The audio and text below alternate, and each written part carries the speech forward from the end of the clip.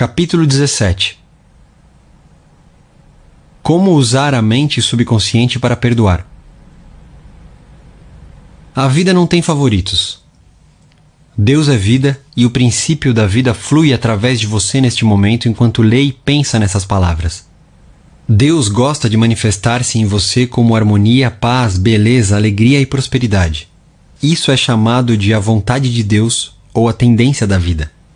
Se você cria na mente resistência à passagem do fluxo de vida, esse bloqueio emocional semeia confusão no subconsciente e causa todos os tipos de condições negativas. Deus nada tem a ver com as situações de infelicidade e caos no mundo. Elas são causadas pelo pensamento negativo e destrutivo da espécie humana. Constitui um grave erro, portanto, culpá-lo pelos problemas ou doenças que nos afligem. Numerosas pessoas criam, habitualmente, resistência ao fluxo da vida, acusando-o e censurando-o pelo pecado, pela doença e pelo sofrimento da humanidade. Outras lhe atribuem culpa por dores, mal-estar, perda de pessoas amadas, tragédias pessoais e acidentes. Enfurecem-se com ele e julgam-no responsável por seu sofrimento. Enquanto alimentarem esses conceitos negativos sobre Deus, tais pessoas enfrentarão reações negativas automáticas da mente subconsciente. O que não conseguem compreender é que castigam a si mesmas. Elas precisam compreender a verdade e obter a liberação e renunciar a toda e qualquer condenação, ressentimento e raiva contra qualquer pessoa ou poder fora de si mesmas. Se assim não agirem, não adianta esperar vida sadia, feliz ou criativa.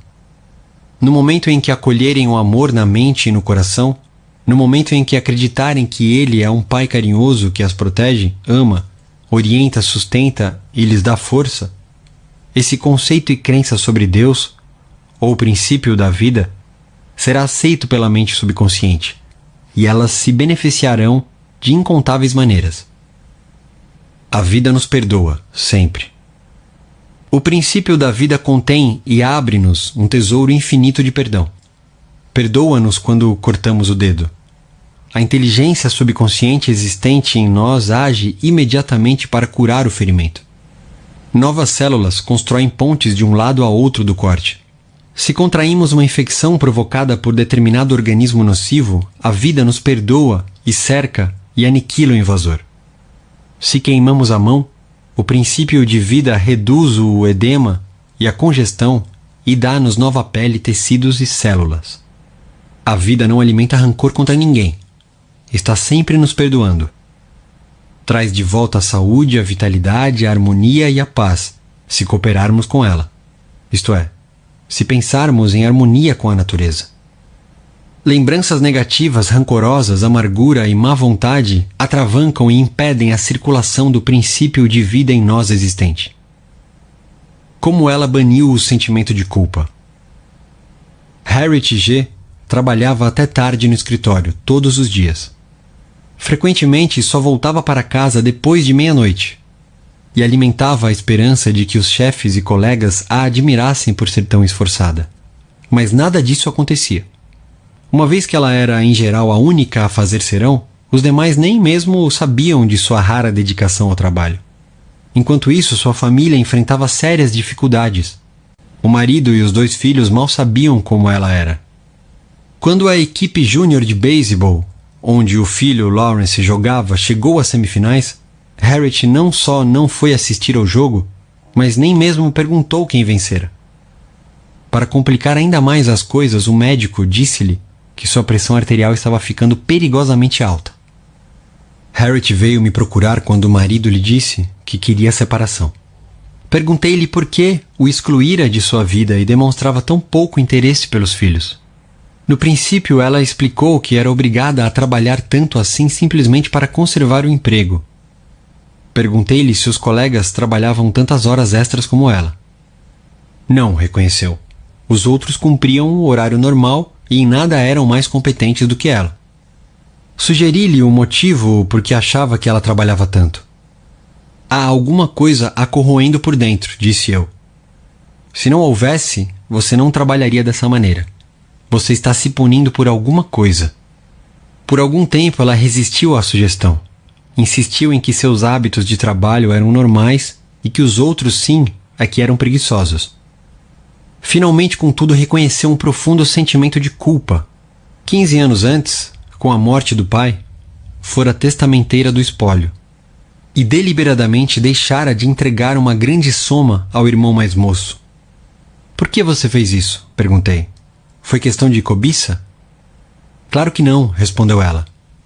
Meu irmão, bem, ele tinha um gravíssimo problema com drogas.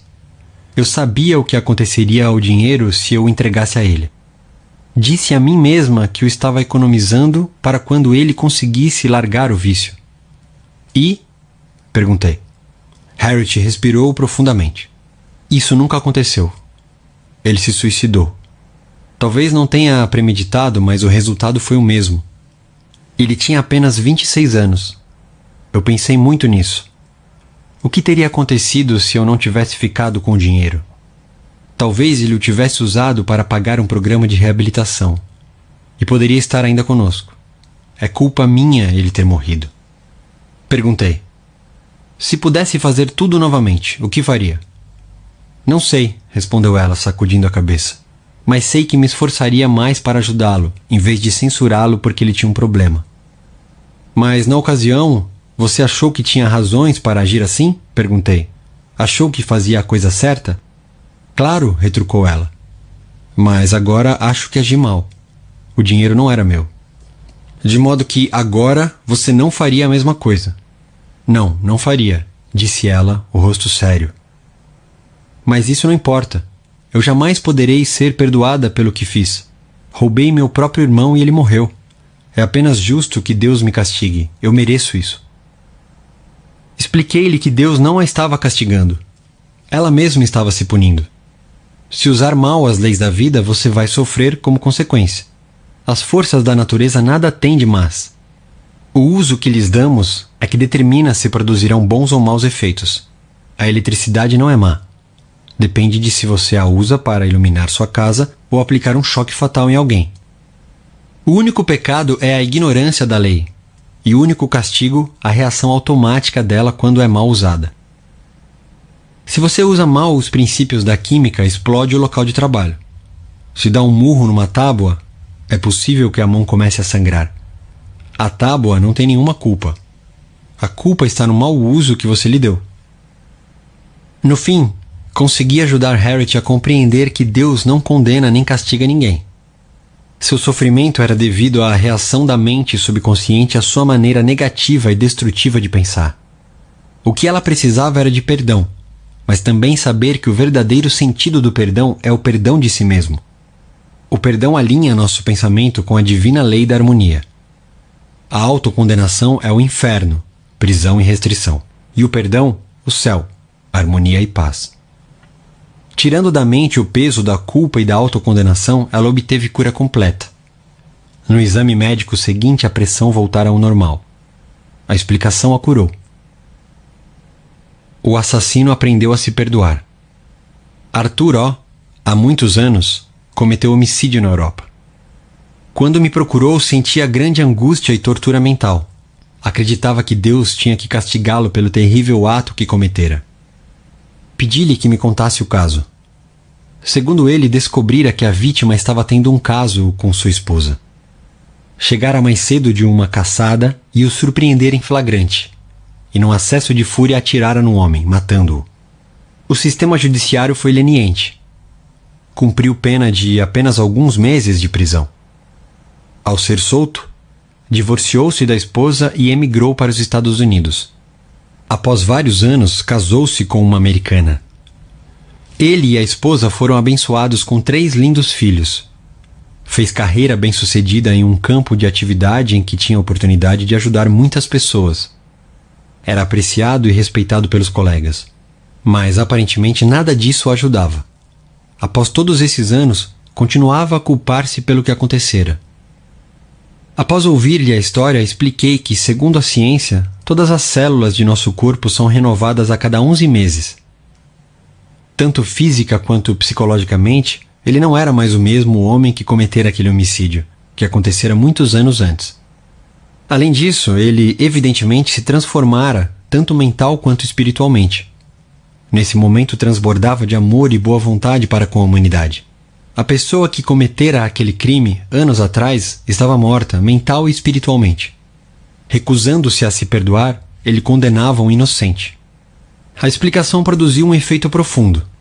Disse-me ele que se sentiu como se um grande peso tivesse sido retirado de sua mente, e compreendeu pela primeira vez o sentido interno da verdade seguinte da Bíblia. Vinde, pois, e arrazoemos, diz o Senhor. Ainda que vossos pecados sejam como escarlate, eles se tornarão brancos como a neve. Ainda que sejam vermelhos como o carmesim, se tornarão como a lã. Isaías capítulo 1, versículo 18. Críticas não podem feri-lo sem seu consentimento. Uma professora primária chamada Ramona K. procurou-me após uma palestra. Disse-me que recentemente fora obrigada a fazer um discurso. Em seguida, uma colega lhe enviou um bilhete cheio de críticas. Dizia que Ramona falara rápido demais, engolira palavras e nem ao menos pudera ser ouvida com clareza. Ramona ficou magoada e furiosa. Sentiu grande raiva da colega e, na escola, procurou evitar qualquer contato com ela. Quando a interroguei, Ramona reconheceu que merecia muitas das críticas. Não tinha experiência em falar para adultos. Antes, sentira-se nervosa e depois, feliz por ter acabado a aprovação. Esse era o motivo por que ficara tão magoada com as críticas da colega. Era como se alguém espinafrasse um bebê que estava aprendendo a andar, por não correr, quando simplesmente andar já era uma façanha extraordinária. Enquanto conversávamos, Ramona começou a compreender que sua primeira reação fora infantil. Acabou por reconhecer que o bilhete constituíra, na verdade, uma bênção e um corretivo muito necessário. Resolveu melhorar esse particular e matriculou-se em um curso de oratória, oferecido por uma faculdade próxima. Paralelamente, ligou para a autora do bilhete para lhe agradecer pelo interesse e pelas boas informações. Como ser compassivo? Mas e se o bilhete recebido por Ramona fosse absolutamente infundado? E se ela tivesse boa razão para pensar que a crítica ao discurso simplesmente não tinha fundamento? Nesse caso, Ramona teria que compreender que alguma coisa no discurso, fosse na apresentação ou no conteúdo, perturbara os preconceitos, superstições ou crenças sectárias mesquinhas da autora do bilhete. O problema nesse caso não seria seu, mas da colega que o escrevera. Compreender isso implicaria dar um primeiro passo essencial para a compaixão. O passo lógico seguinte seria orar pela paz, harmonia e compreensão da colega. Nós não podemos ser magoados quando sabemos que somos senhores de nossos pensamentos, reações e emoções. As emoções seguem os pensamentos, e temos o poder de rejeitar todos os que nos perturbam ou incomodam. Abandonada no altar. Há alguns anos fui chamado para realizar um casamento em uma igreja próxima. O noivo não apareceu. Ao fim de 2 horas, a quase esposa derramou algumas lágrimas e disse em seguida: orei pedindo orientação divina.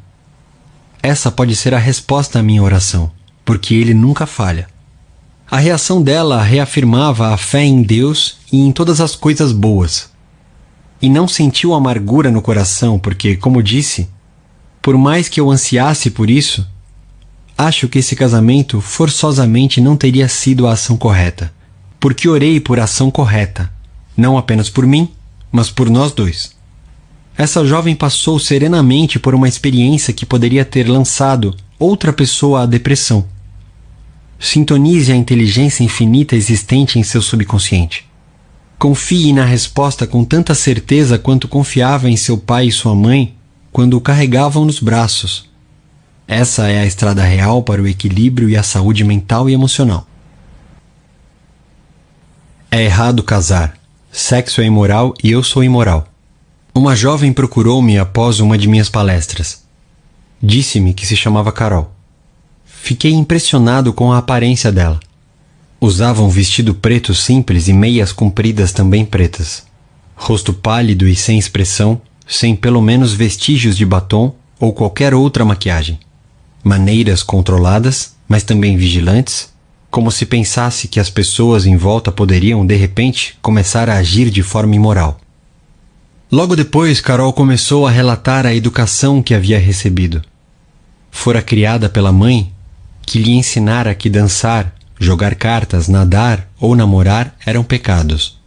De acordo com a mãe, todos os homens eram maus. Sexo nada mais era do que devassidão inspirada pelo demônio. Se desobedecesse a esses mandamentos, se deixasse de segui-los ao pé da letra e espírito, arderia eternamente no inferno. Quando saía com rapazes do escritório onde trabalhava, Carol sentia um profundo sentimento de culpa. Estava convencida de que Deus a castigaria. Um rapaz de quem gostava muito propôs-lhe casamento, mas ela recusou. Ou, como me disse, é errado casar, sexo é imoral e eu sou imoral. Era o velho condicionamento falando. Claro que essa jovem transbordava de culpa. Como poderia ser de outra maneira? Era-lhe impossível viver de acordo com as crenças da mãe. Era-lhe impossível também evitar o pensamento de que havia alguma coisa errada nessas crenças. O princípio da vida que flui através de todos nós lutava por reconhecimento e expressão. Sugeri a Carol que tentasse aprender a se perdoar. Perdoar implica renunciar a algo. Ela precisava renunciar a todas as falsas crenças e trocá-las pelas verdades da vida e por autoestima. Carol vinha conversar comigo uma vez por semana. Isso durou 10 semanas. Ensinei-lhe o que aprendera sobre o funcionamento das mentes consciente e subconsciente, como venho explicando neste livro. Compreendendo aos poucos ter sido vítima de lavagem cerebral, que fora hipnotizada e condicionada por uma mãe ignorante, supersticiosa, fanática e frustrada, iniciou finalmente uma vida maravilhosa. Por sugestão minha, passou a usar roupas mais atraentes. Foi à seção de cosméticos de uma loja no centro e recebeu uma ajeitada geral gratuita. Fez aulas de dança e aprendeu a dirigir. Aprendeu também a nadar, jogar cartas e a bater papo com rapazes. Rompeu inteiramente com a família e começou a amar e dar valor à vida. Descobrindo sua natureza interior, Carol começou a orar por um companheiro, afirmando que o Espírito Infinito atrairia para ela um homem com quem pudesse harmonizar-se por completo. Certa noite, ao deixar meu consultório, encontrou um rapaz que estava à minha espera. Apresentei-os casualmente. 6 meses depois, eles se casaram, continuam casados e felizes. O perdão é necessário para a cura. E quando estiverdes orando, se tendes alguma coisa contra alguém. Marcos, capítulo 11, versículo 25. Perdoar ao próximo é essencial se queremos paz mental e saúde radiante. Precisamos perdoar a todos os que um dia nos feriram se queremos saúde e felicidade perfeitas. Perdoe a si mesmo, harmonizando seus pensamentos com a lei e a ordem divinas. Você não pode perdoar-se absolutamente até que tenha antes perdoado aos outros. Recusar o perdão a si mesmo é nada mais, nada menos do que orgulho espiritual ou ignorância. Na medicina psicossomática moderna, está sendo constantemente enfatizado que o ressentimento, a condenação de outrem, o remorso e a hostilidade estão por trás de um número imenso de doenças, variando de artrite a problemas cardíacos. O estresse causado por essas emoções negativas pode afetar diretamente o sistema imunológico, deixando-o vulnerável a infecções e doenças. Especialistas em doenças relacionadas com estresse dizem que pessoas que foram magoadas, maltratadas, enganadas ou feridas reagem, muitas vezes, enchendo-se de ressentimento e ódio contra os que as prejudicaram. Essa reação provoca feridas inflamadas e purulentas na mente subconsciente. E só há um remédio. Elas têm que extirpar e eliminar essas mágoas. E a única maneira segura de fazer isso é pelo perdão. Perdoar é amor em ação. O elemento essencial na arte do perdão é a disposição de perdoar. Se você deseja sinceramente perdoar alguém, já ultrapassou metade da barreira. Claro, você compreende que perdoar não significa necessariamente gostar ou fazer amizade com quem o magoou. Não podemos nos obrigar a gostar de alguém. Isso seria a mesma coisa que o governo baixar legislação tornando compulsórios a boa vontade, o amor, a paz ou a tolerância. Não vamos gostar de ninguém simplesmente porque alguém nos dá essa ordem. Mas, e aqui está o ponto crucial, você pode amar sem gostar de pessoas. A Bíblia diz: amai-vos uns aos outros. Impossível como isso possa parecer à primeira vista, quem quiser realmente fazer isso, pode.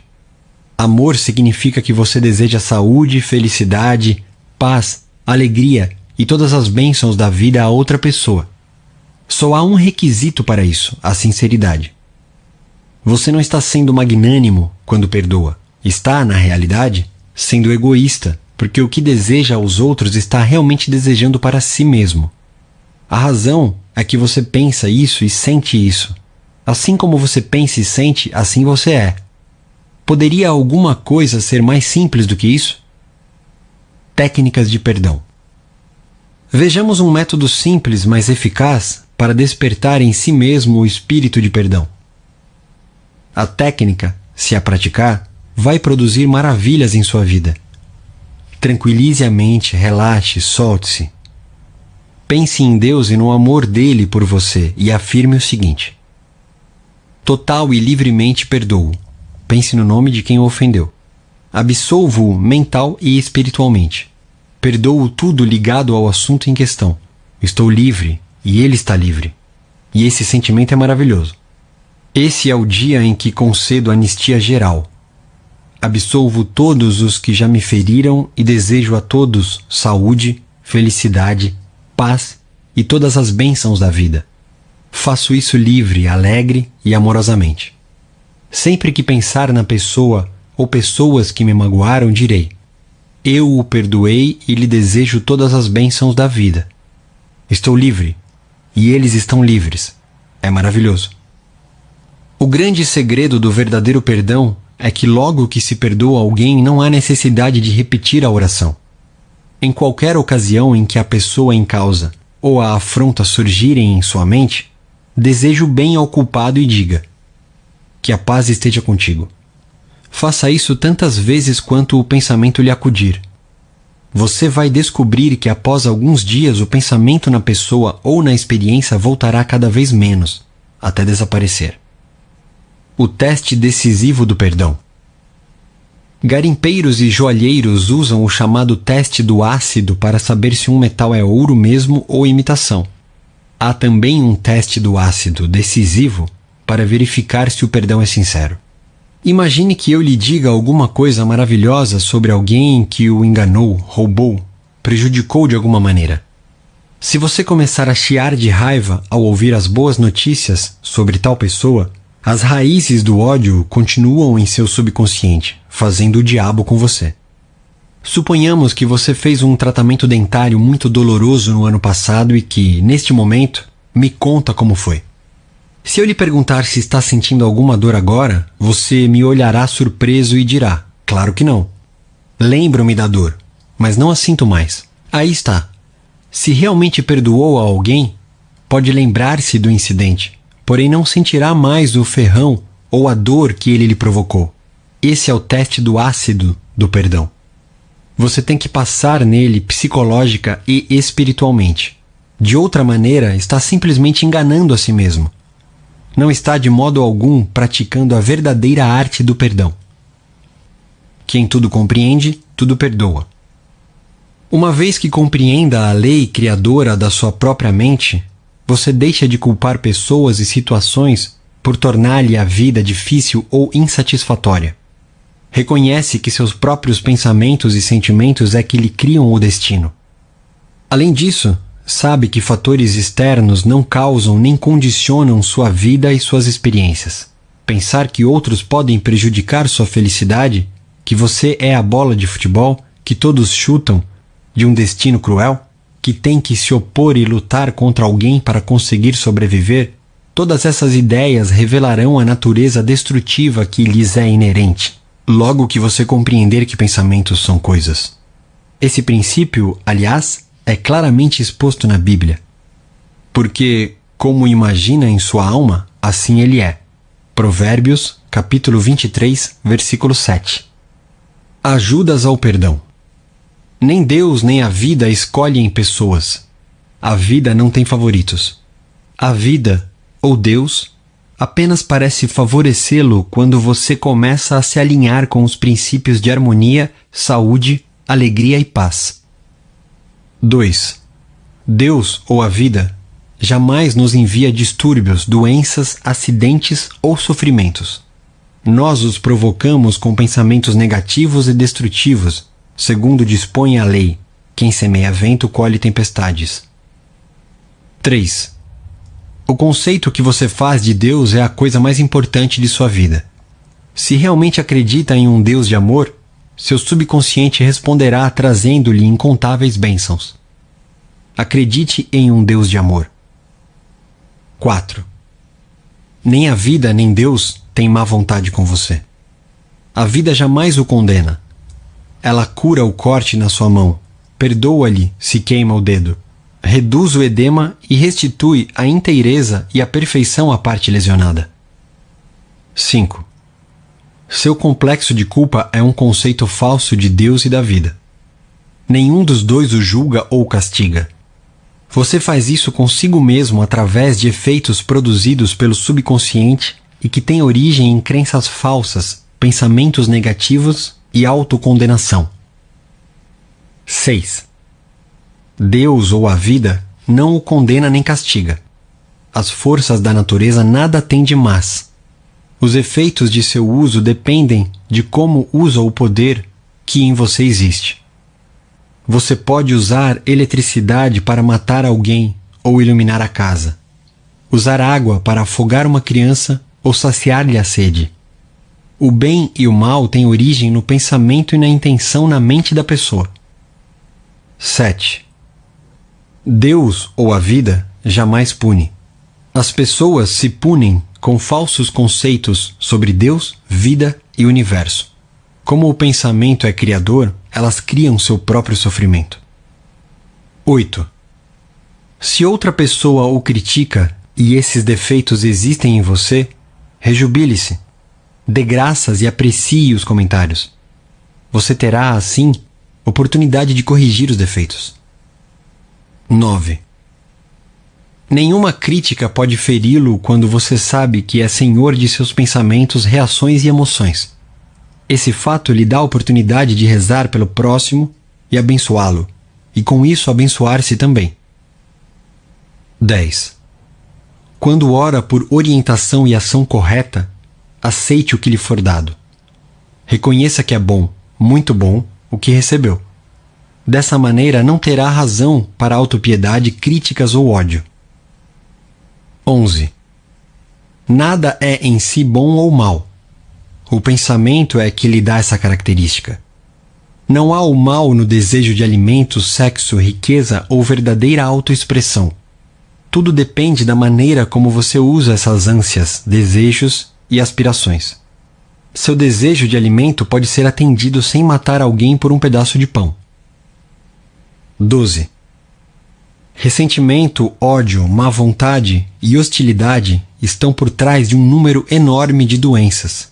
Perdoe a si mesmo e a todos, doando amor, vida e boa vontade a todos os que o magoaram. Continue a agir assim até que possa reencontrá-los em sua mente e saber que está em paz com eles. 13. Perdoar é doar alguma coisa. Dê amor, paz, alegria, sabedoria e todas as bênçãos da vida, até que não exista mais nenhum ferrão em sua mente. Esse é o teste do ácido do perdão.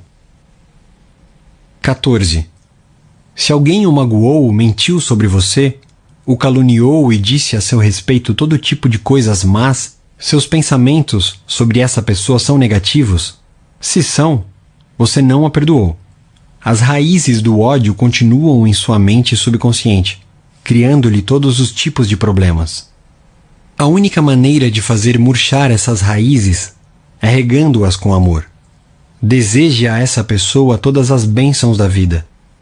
Esse é o significado de perdoar até 70 vezes 7.